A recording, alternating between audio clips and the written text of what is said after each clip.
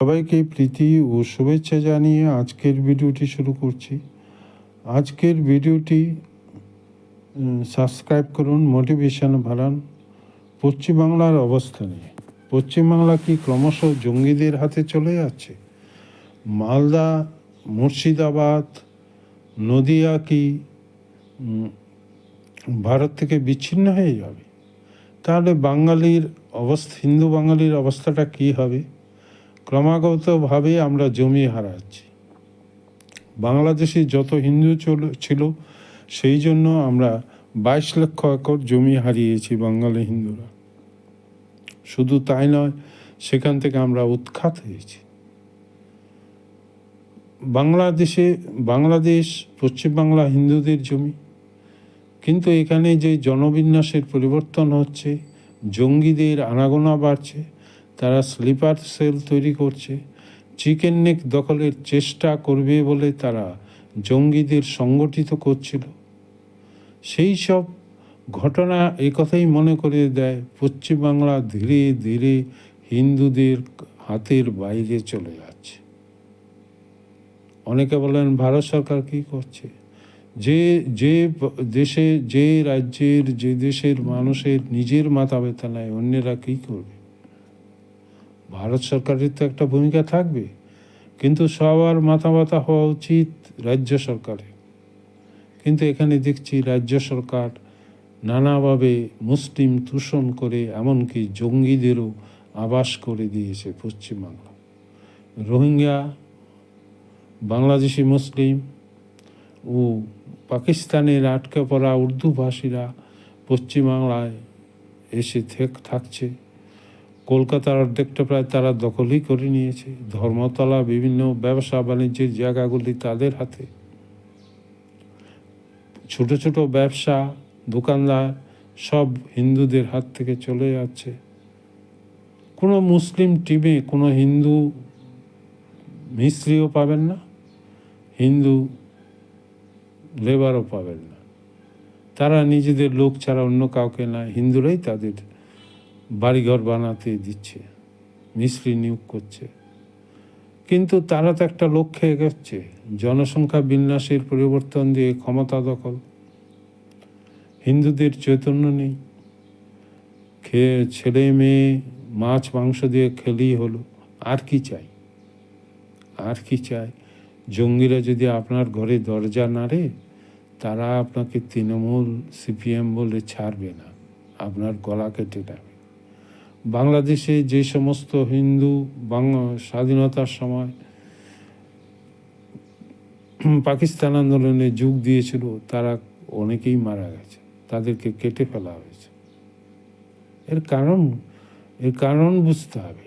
ইসলাম কখনো অন্য ধর্মকে সহ্য করে না, অন্যের প্রতি, ধর্মের প্রতি তারা মর্যাদা দেখায় না। আজকে পশ্চিমবাংলা জঙ্গিদের কারখানা হয়েছে। এখানে শিল্প নেই, কিন্তু জঙ্গিতে পরিপূর্ণ।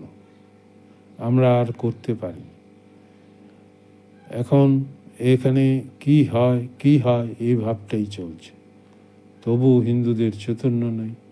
মানুষ 25শে ডিসেম্বর পালন করতে পিকনিকে যাচ্ছে। টিভি এবং খবরের কাগজে এইসবই খবর। একটা দুটো চ্যানেল দেখাচ্ছে, তারা কাভারেজ দিচ্ছে, দিল্লি ন্যাশনাল চ্যানেলগুলি কাভারেজ দিচ্ছে। আমরা দেখেছি কাশ্মীরে যখন হিন্দু হত্যা হয়েছে, মিজোরাম, নাগাল্যান্ড, ত্রিপুরায় যখন হিন্দু হত্যা হয়েছে, তখন সবাই চুপ করেছিল। তা আপনার উপর আক্রমণ হলে তারাও তো চুপ করে থাকবে, তারা তো আপনার জন্য কিছু করবে না। এই যে ইসলামিক আক্রমণ, এটা কোনো দুর্বৃত্তের আক্রমণ নয়, এটা একটা রাজনৈতিক রাষ্ট্রীয় আক্রমণ। এই আক্রমণে যদি তারা সফল হয়, তবে আপনার সমস্ত কিছুই যাবে, চাকরি বাকরি, বাড়িঘর কিছুই থাকবে। কিন্তু হিন্দুদের ভিতর সেই চেতনা বোধই নেই, সেই চেতনা নেই। এখন পশ্চিমবাংলা ক্রমশ জঙ্গিদের হাতে চলে যাচ্ছে। Sleeper cell, ABT, Ansarullah Bangladesh, তারা বৈঠক করছে, বিভিন্ন জায়গায় মিটিং করছে, পুলিশের খবর নেই। আগেই তো বলেছি, কাশ্মীরের পুলিশ, আসামের পুলিশ এসে ধরে নিয়ে গেছে। আমাদের পুলিশ কি করছে? তাদেরকে কি স্লো চলতে বলা হয়েছে? তাদের কি নির্দেশ নেই? তারা কি পশ্চিমবাংলার নাগরিক নয়? তারা কি বুঝতে পারছে না যে পশ্চিমবাংলা ক্রমশ অন্ধকারের দিকে যাচ্ছে? সাধারণ হিন্দুরাই তো মরবে, অন্য কেউ তো মরবে না। তারা হিন্দু এলাকায় টার্গেট করবে, হিন্দুদের উপর সন্ত্রাস তৈরি করা, ভয় দেখানো, সব হবে। বাংলাদেশে যা হচ্ছে তাই হবে। জনবিন্যাসের পরিবর্তন হয়ে গেছে পশ্চিমবাংলার বিভিন্ন জায়গায়। রোহিঙ্গা, বাংলাদেশি অনুপ্রবেশকারী, আর আমাদের এখানে তো তাদের সাপোর্ট করার অনেক লোক রয়েছে, 33% রয়েছে। ফিরহাদ হাকিম তো প্রকাশ্যেই সাপোর্ট করছেন, কখনো মিনি পাকিস্তান করছেন, কখনো উর্দু শিখতে বলছেন, কখনো ইসলামের দাওয়াত দিচ্ছেন, কখনো বলছেন সংখ্যালঘুরা সংখ্যাগুরু হয়ে যাবে, রোহিঙ্গারা সবই জঙ্গি নয়, তবে রোহিঙ্গারা তো বিদেশি অনুপ্রবেশকারী, সেই কথা তিনি বলছেন না। সিদ্দিকুল্লাহ বলছেন যে সমস্ত সাধুরা ভালো নয়, তবে প্রভু চিন্ময় দাস খারাপ।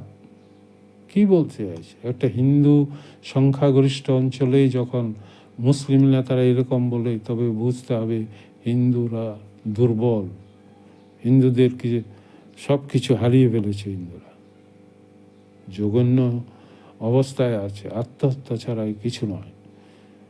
আমরা দেখতে পাচ্ছি জঙ্গি, জন্মবিন্যাস পরিবর্তন, সংখ্যাধিক্য, নেতাদের সংখ্যালঘু দূষণ ইত্যাদি ঘটনা হিন্দু সমাজকে ধীরে ধীরে বিপদের দিকে নিয়ে যাচ্ছে। আজকে যদি চিকেন নেক দখল হতো, সেখানে তো অসংখ্য হিন্দু মারা যেত, তারা তো সেখানকার হিন্দুদের টার্গেট করত। আবার শুনেছি বিভিন্ন জায়গায় তারা বোম ব্লাস্ট, বিস্ফোরণ করার পরিকল্পনা ছিল, তো অনেক লোক মারা যেত। তারা তো বাঙালি।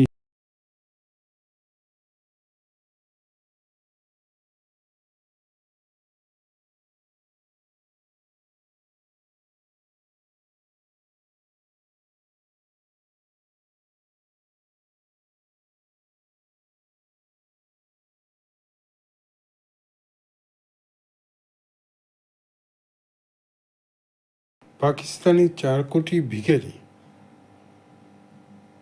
আবার 4 কোটি শিশু স্কুলের বাইরে, সর্বদা হত্যা খুন লেগে আছে। আর এটা প্রতিটি ইসলামিক দেশে। আমরা সিরিয়াতে দেখলাম শেখ হাসিনার মতো আসাদ পালিয়ে আছে। মরছে কারা? গরিব মুসলিমরা। গাজাতে বলো, ফিলিস্তিনিতে বলো,